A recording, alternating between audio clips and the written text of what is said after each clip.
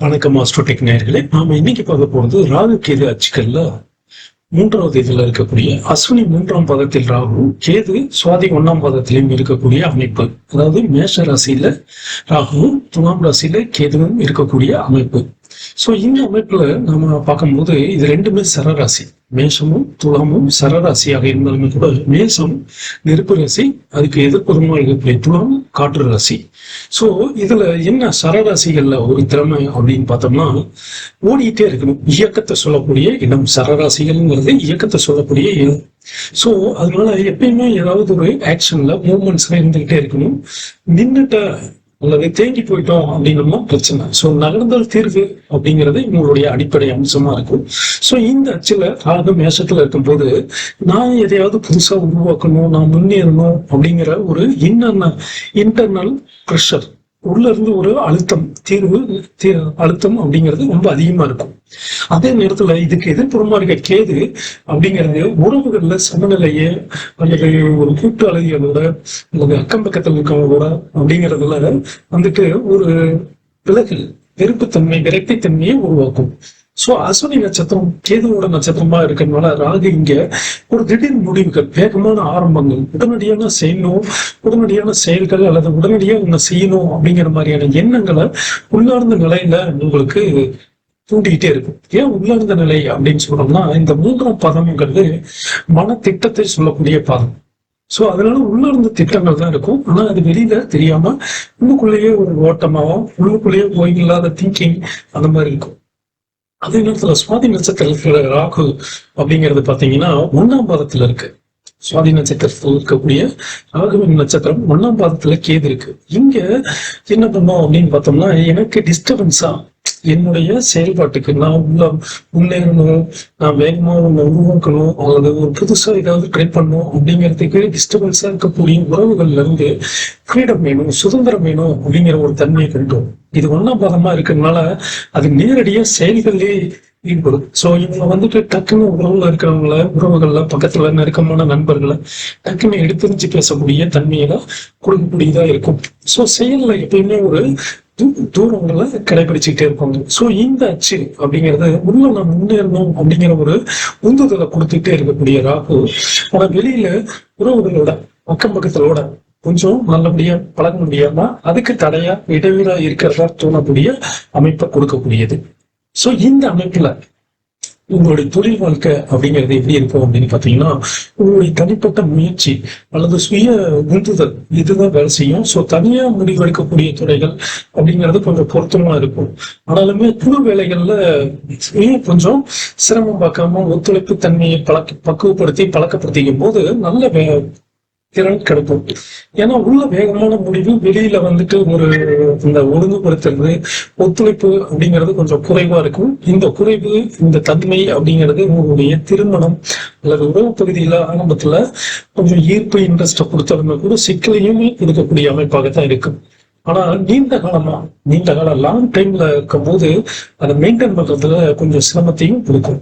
ஏன்னாக்கா சுவாதி ராகுவோட நட்சத்திரத்துல கேது இருக்கிறதுனால ஆக்ஷன் லெவல்ல உங்களுடைய செயல்பாட்டுல உங்களுக்கு விருப்பு, வெறுத்தி, அந்த பிடிப்பு இல்லாம தண்ணி இருக்கு. நான் எந்த வேலை செஞ்சாலும் ஒரு இன்ட்ரெஸ்டோட, ஒரு ஈடுபாட்டோட, ஒரு டெடிகேஷனோட செய்யணும் அப்படிங்கிறது இருக்கும். அதே நேரத்துல எனக்கு எல்லாரும் வேணும், ஆனா கொஞ்சம் அவங்கவுங்க எல்லை கோட்டோட அவங்கவுங்களுடைய இடத்துல நின்றுட்டா நல்லா இருக்கும் அப்படிங்கிற அந்த கட்டுப்பாடு இல்லாத ஒரு நிலையும் கொடுக்கும் உறவுகளுக்குள்ள. சோ இது வந்துட்டு உள் மனசுல இந்த ஆசைகளையும் அந்த உந்துதலையும் கொடுக்கும். பணம் அப்படிங்கிற பண விஷயத்துல பார்க்கும்போது ராகு மேஷத்துல இருக்கிறதுனால தனியா சம்பாதிக்கிறது இல்ல ரிஸ்க் எடுக்கக்கூடிய வேலைகளை எல்லாம் கொடுக்கும். அதே நேரத்துல இந்த ரிஸ்க் தனியா இருக்கிற ராகு, அதாவது மேஷத்துல இருக்கிற ராகு ரிஸ்க் இருக்கிற நேரத்துல இந்த உறவுகளோட இந்த கொடுக்கல் வாங்கல இருக்கக்கூடிய அக்கம் பக்கத்தினரோட அக்கம் பக்கம் துணம் அப்படிங்கிறது சமராசி உறவுகளை சொல்லக்கூடிய சுக்கிரனுடைய இடமா இருக்கிறதுனால அந்த இடத்துல கொஞ்சம் ஏமாற்றங்களையும் திடீர் நட்டங்களையும் விரயங்களையும் கொடுத்துரும். சோ அதுல வந்துட்டு நாம என்ன பண்ணிக்கணும் அப்படின்னா, தொடர்புகள், கன்சிஸ்டன்சி அப்படிங்கக்கூடிய தொடர்ச்சியான முன்னேற்றங்களை கொடுக்கணும். அப்பதான் பணம் நிலையா இருக்கும், இல்லைன்னா நிலை இருக்காது. சாதாரண ஒரு லாபம் அல்லது சடார்னு ஒரு நட்டம் ரெண்டையுமே கொடுக்கக்கூடியதா இருக்கும் இந்த ராகு மேஷத்துக்கு இருக்கக்கூடிய ராகு. அதே மாதிரி இப்ப நம்ம பாத வழியா பார்க்கும்போது ராகு 3ஆம் பாதம் அப்படிங்கிறதுனால உங்களுடைய மென்டல் ப்ராசஸ் அப்படிங்கிறது ரொம்ப தீவிரமா இருக்கும். எண்ணங்கள், அதனுடைய உந்துதல்கள், அதற்கான திட்டமிடுதல் அப்படிங்கிறது ரொம்ப வேகமாகவும் அதிகமாகவும் இருக்கும். அதுக்கு எதிர்ப்புறமா கேது 1ஆம் பாதம் அப்படிங்கிறதுனால உங்களுடைய செயல்ல வந்துட்டு கொஞ்சம் அந்த நம்ம பிளானிங்கை கொஞ்சம் எக்ஸிக்யூட் பண்ற இடத்துல செயல்படுத்தக்கூடிய இடங்கள்ல உங்களுடைய திட்டங்களை செயல்படுத்தக்கூடிய இடங்கள்ல ஈடுபாடு இல்லாம இருக்கும். அதனால மனசு ஒரு பக்கமும் செயல் ஒரு பக்கமும் அப்படிங்கிற வாழ்க்கை அமைப்பை உருவாக்கிடும். சோ ராகு திசையில ராகு திசை புத்தி அந்தரம் அந்த மாதிரி டைம்ல பாத்தீங்கன்னா வாழ்க்கையில ஒரு பிக்கப் கிடைக்கிற மாதிரி இருக்கும். புதிய முயற்சிகள், திடீர் முடிவுகள் இந்த மாதிரி எடுக்கிறதெல்லாம் வந்துட்டு நல்ல ஒரு பெனிஃபிட்டியை கொடுக்கும். அதே நேரத்துல கேது திசையில அதே மாதிரியான உறவுகள் விஷயங்கள்ல அல்லது ஒப்பந்தங்கள் விஷயங்கள்ல தடைகள், தாமதங்கள் அல்லது விருப்பமின்மையை கொடுத்துரும். சோ இந்த அமைப்பு அப்படிங்கிறது, இந்த ராகுகேது அமைப்பு அப்படிங்கிறது பாத்தீங்கன்னா உள்ள வந்துட்டு சரியான திசையில நான் என்ன பண்ணணும் அப்படிங்கிற சரியான திசையை நான் முடிவு பண்ணிட்டோம் அப்படின்னம்னா நல்ல ஒரு growth இருக்கும். இல்லைன்னா அது அவனோட இம்பாக்ட் கேதுவும் ரிஃப்ளெக்ஷன் என்னவா இருக்கும்னா உறவுகள்லையும் நிலைத்தன்மையும் குறைச்சி விட்டுரும், உங்களுடைய ஸ்டெபிலிட்டியை குறைச்சி விட்டுரும். சோ நீங்க கவனிக்க வேண்டியது அப்படின்னு பாத்தீங்கன்னா உங்களுடைய பிரச்சனைகள் வந்துட்டு வெளி உலகத்தை விட உங்களுக்குள்ள நீங்க எடுக்கக்கூடிய செயல் திட்டங்கள், சிந்தனைகள், எண்ணங்கள் அதுதான் வந்துட்டு அதிகமா இருக்கும். ஸோ வேகத்தை வெளியில காட்டும் விலகலையும் பேலன்ஸ் செய்யறதுலதான் உங்களுடைய டேலண்டே இருக்கு. உங்களுடைய வெற்றியே தீர்மானிக்க முடியும்.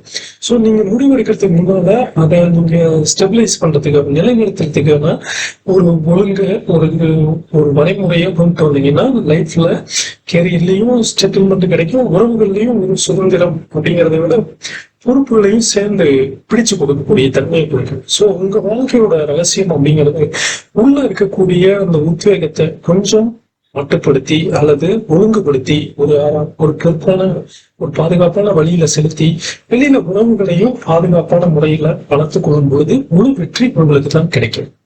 சரிங்களா?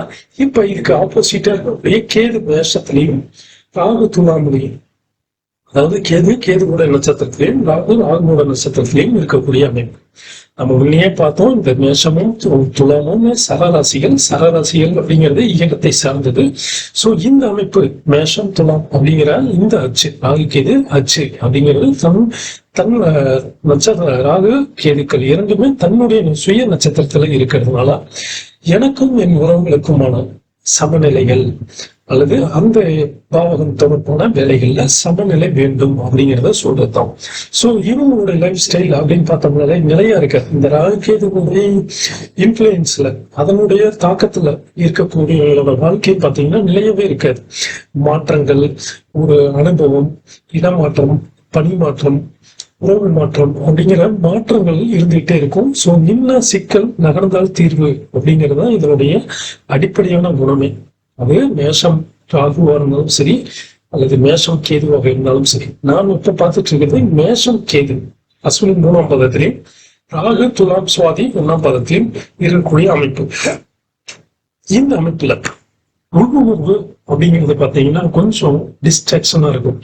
நீங்க உள்ள பிளான் பண்ணீங்க, உங்களுடைய சப்கான்சியஸாவோ அல்லது உங்களுடைய இன்ட்யூஷன் கூடிய உள்ளுணர்வு அப்படிங்கிறது பாத்தீங்கன்னா உங்களுக்கு அதிகமா அதுல கவனம் செலுத்த மாட்டீங்க. இதனால நான் என்ன செய்யணும் அப்படிங்கிற கேள்வி மட்டும் வந்துகிட்டே இருக்கும். ஏன்னா நீங்க திங்க் பண்ணி உங்க சப்கான்சியஸ் மைண்ட்ல இருந்து எடுக்கக்கூடிய முடிவுகள் அப்படிங்கிறது கொஞ்சம் ஆஸ்லேஷன் கொடுக்கும்.